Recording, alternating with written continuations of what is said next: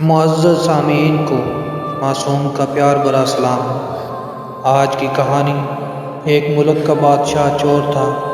عوام باشعور نہیں تھی، رعایا کو غلام بنا رکھا تھا۔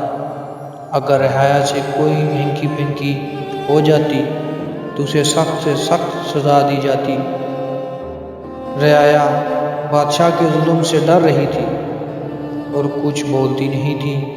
اس بات کا فائدہ بادشاہ اٹھاتا تھا۔ رعایا کھیتوں میں کام کرتی، کان کنی کرتی، کوئی اناج اکٹھا کرتی تو اس کا 90% بادشاہ کے دربار کو جاتا تھا، باقی 10% رعایا میں تقسیم کر دیا جاتا۔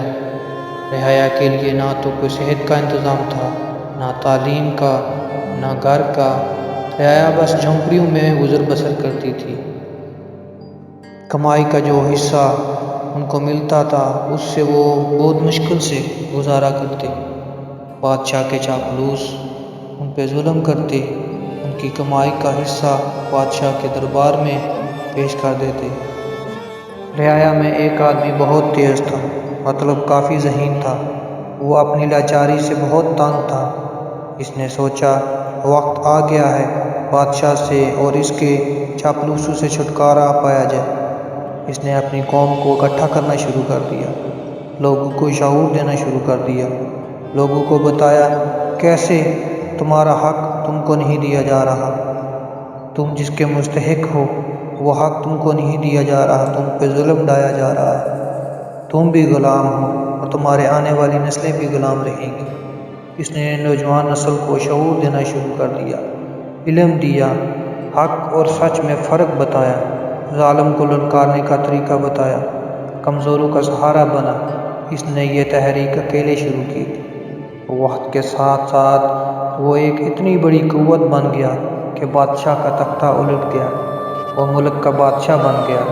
اس نے عوام سے کیے وعدے پورے کرنا شروع کر دیے، تعلیم، صحت، روٹی، کپڑا، مکان، روزگار، سب کچھ دیا۔ ریاست کو ایک طرز ریاست پہ لے کے گیا، سب کو عزت دلوائی، ملک میں انصاف قائم کیا، تعلیم کی روشنی سے روشناس کیا، عوام کو شعور دیا، پولیس ریفارمز کی،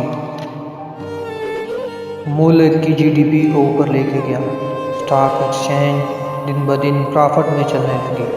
وہ ملک کو ایک آزاد ریاست بنانا چاہتا تھا، ملک کی خارجہ پالیسی کو آزاد بنانا چاہتا تھا، لیکن ملک میں کچھ غداروں کو یہ بات ہضم نہ تھی۔ ان کی رشوت خوری، چور بازاری ختم ہو چکی تھی، قبضہ مافیا اس سے تنگ آ چکے تھے، کیونکہ وہ ایک ایماندار بادشاہ تھا۔ کوئی بھی فیصلہ کرتا سب سے پہلے اپنی رعایا کے بارے میں سوچتا۔ ملک کے کرپٹ لوگوں نے مل کر اس کی حکومت کو گرا دیا، اس کو انتقام کا نشانہ بنایا گیا، گولیاں چلائیں گی، زخمی ہو گیا، پولیس کیس کروائے گی، لیکن وہ ڈرا نہیں۔ جس قوم کو اس نے شعور دیا تھا آج اس کے شانہ بشانہ کھڑی تھی، وہ اس کو واپس لانے کے لیے جدوجہد کر رہی ہے۔ لیکن جس ملک کو وہ بنانا چاہتا تھا اس ملک کا نظام اب رکھیل بن چکا تھا، انصاف ختم ہو چکا تھا، حق ختم ہو چکا تھا، آئین ختم ہو چکا تھا۔ جس ملک کی بنیاد ہی ختم ہو جائے وہ خاک ترقی کرے گا۔ آئین ملک کا ڈھانچہ ہوتا ہے، وہی ختم ہو گیا تو ملک کیسے ترقی کر پائے گا؟ میری کنگ سے گزارش ہے اپنے شوق کو ترک کر دو اور عوام کا سوچو۔ عوام کیا چاہتی ہے؟ عوام کی بقا کی جنگ ہے، عوام کے شعور کی جنگ ہے۔ لہٰذا گزارش ہے ہماری بات کو مانا جائے، عوام کیا چاہتی ہے اس کے حق کو تسلیم کیا جائے۔ عوام ایک سمندر ہے، تم ایک دریا ہو، مت بھولو کہ دریا سمندر میں گر کر مٹ جاتا ہے۔